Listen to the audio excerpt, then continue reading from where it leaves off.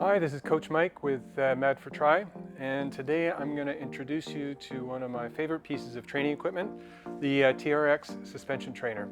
I've been using this for over 10 years to build my strength and mobility, and I use it with many of my athletes, and it has really enhanced their performance. So we're going to take you through the basics today, and first of all I'm going to take you through what's in the bag. When you buy a TRX Suspension Trainer, you get the straps. We'll go in more detail a little bit later in the video, which have the attachment anchor points, the hooks, the cradles. Also in the bag, you get the strap that allows you to wrap it around things, attach things, and extend it. And then you also get, and we'll show you how to use this a little bit later, it's great because you can use this anywhere. This allows you to anchor it to a door. You just put this in behind the door and then attach the straps to that.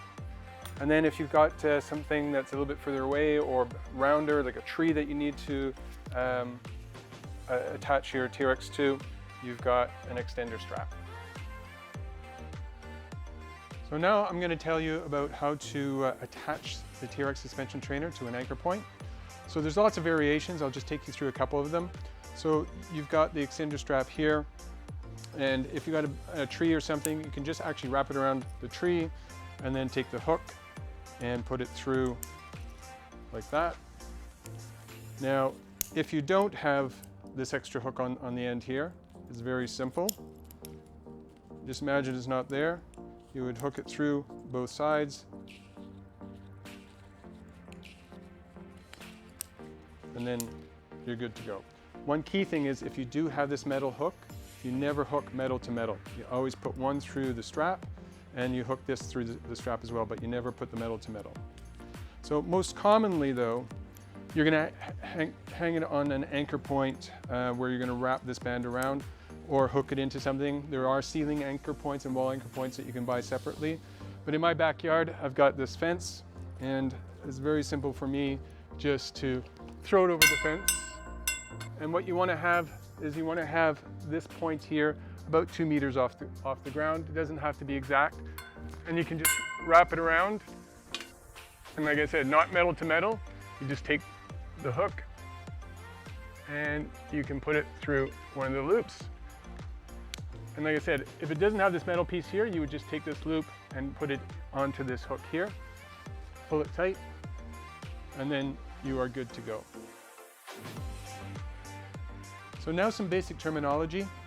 First of all, we always refer to this as the anchor point. And when I'm giving direction, I'm either going to be telling you that you're going to be facing the anchor point, or you're going to be facing away from the anchor point, or you may even have shoulder to the anchor point. So with the TRX, there's different lengths that we use as well. So right now it's on the short length, so this yellow tab is lined up with this yellow line right at the top. Now to lengthen the strap, what you do is you just pull down on the release here, and you just pull gently down on the strap, and then you'll see the other lines appear, and that would be medium, and you can continue down all the way to the bottom, which would be long. Now to shorten it, you do the same thing. You just release it, and then you can pull it up either to medium or to short. The thing that you need to remember is once you've put it in the place that you want, give it a little tug just to make sure everything is locked in place. Some of the exercises that we do require you to over shorten the strap, and to do that, just look for this band that goes around just before the release. Just pull it up a little bit, stick your finger between the bands where they come together, release, grasp it with your thumb, pull up. When you get it to the top, push the release part up to the top, grasp it from the top, and pull it to lock it in. Okay, one more length that we use is mid-calf, and it's just like it sounds. You bring the cradles down to mid-calf, and we use this mainly when we're doing things like push-ups or anything on the ground. So release both of them at the same time, just pull down until the cradles are in line with the middle of your calf. Just one little tip to make it easier when you're extending the straps to get them both at the same length is lengthen them both at the same time. So just release both at the same time, pull equally down on each one until you get to the right length. You can release, pull them, lock them in place, and there you go. What makes the suspension trainer a really good piece of equipment is that it's got built-in instability. So you can see that it has this ability to rock back and forth, which when you do the exercises properly, that forces you to engage your core properly, your stabilizer muscles, and make sure that you're putting even pressure on both sides of the straps at the same time. For example, if I go up into push-up position, my hands are up. I want a nice, smooth, even pressure on both straps, so there's no sawing. I don't want to be doing the push-ups with it sliding back and forth. That's not what you want. So your stomach is tight, even pressure on both straps, and that's what you want. A few more basics about the TRX suspension trainer is that when you're doing the exercises, almost every single exercise, we're going to ask you to hold by the handles, not grasping by the cradles. So if you grab onto the handles, the other part of the exercise, this is how you increase or decrease the difficulty, is typically we start on about a 45-degree angle. We let ourselves out, and you can start your exercise. Now, if you're finding that that is too hard, you can step away, decreasing the angle to the anchor point, and continue your exercise. If you're finding it too easy, you can increase the angle by stepping closer to the anchor point, and it makes it harder. Now, the idea is most of the exercises that we do, we're doing 10 to 12 reps. And what we want to have is that 10 or 12th rep to be the one that you can barely get through. So you want to adjust the difficulty as you're doing that exercise by either stepping back if you don't think you're going to make it to 12, or if it's too easy by the time you get to 7 or 8, step towards the anchor point and make it harder so that that last rep is really feeling like the last rep that you could do. Now I'm going to show you how to get your feet into the cradles. These are the cradles for when we're doing exercises that require us to be at ground level.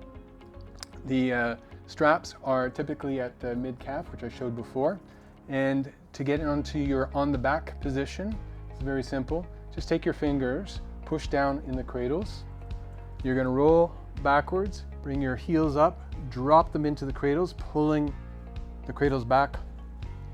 Extend your legs, then you can lift up into your reverse plank or any other exercise that we need to do. So now if we want to be in a push-up position and we want to have our feet in the straps, we need to enter a little bit differently. So very similar start point, fingers pressing down on the cradles. You're going to roll back, but this time you're going to put your toes in through the back of the cradles, keeping tension on. You're going to roll over. Then you can walk yourself out, get yourself in the proper position, and then move up into your push-up or whatever position is required for the exercise.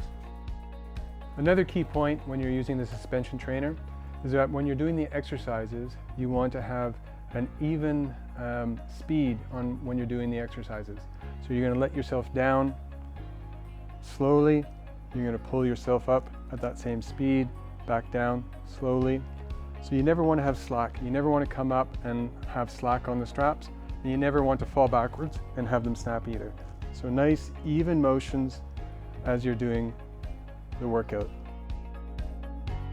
So the other thing you want to avoid when you're using the suspension trainer is scraping. And by that I mean the strap shouldn't be scraping on your body or on your arms as you're doing an exercise. For example, if you're doing push-ups and you feel the straps scraping on your arms, just lift up your hands so they no longer scrape, and then they will be in the proper position. What makes TRX suspension training such a tough core workout is that for almost every exercise you do, you need to be feeling like you're doing a plank, not just any plank, the TRX plank. So I'm going to take you through the different steps, and what I'd like you to do is replay this after and follow my instructions step by step on how to do the plank and see the difference between how you normally do a plank and the difference with a TRX plank. And this is the plank that you want to be holding and feeling every time you do a TRX exercise. So step one, you want to look like the Sphinx. You want the elbows right below your shoulders. You want your hands in front of the elbows and the fingers pointing forward. To start off, you want to dig your fingers into the ground as hard as you can. Then you're going to push your toes into the ground as hard as you can. Then you're going to contract your quads, which lifts your knees off the ground. Then you're going to pull your belly button to the spine, which is going to lift up your hips. Then you're going to clench your butt, squeeze your butt, make it feel like hard apples versus what my coach used to tell me, applesauce. Keep it tight, and you're holding that. And this is what you should be feeling when you're doing a TRX exercise. So for some of the exercises, we want to make the two straps into one strap. And to do that and secure them together is that you take the one handle, you put it through the Y of the other handle, pull it through, and then pull it through the Y again of the other handle. You pull that taut, and then you've got a secure one strap. As mentioned before, the TRX suspension trainer is so great because you can use it to train just about anywhere. And when you get your TRX suspension trainer, it does come with this doorstop, which makes it really handy if you're traveling or if you're having to stay at home, like many of us have to do these days. So the doorstop is very sturdy and it's very simple to use. You just open the door, you put it across, just behind the door at the top, pull it, and then close the door. Ideally, you want to have it so that the door is closing towards you, so when you are pulling it, you're pulling against the door frame and not against it. And in this case, my door's not that high, so you won't need the yellow strap. You can leave that aside, and you just attach this directly there. It will be a little bit shorter, depending on your door height, but then you can just adjust the lengths accordingly. And there you go. You've got a setup inside your home or inside your hotel room.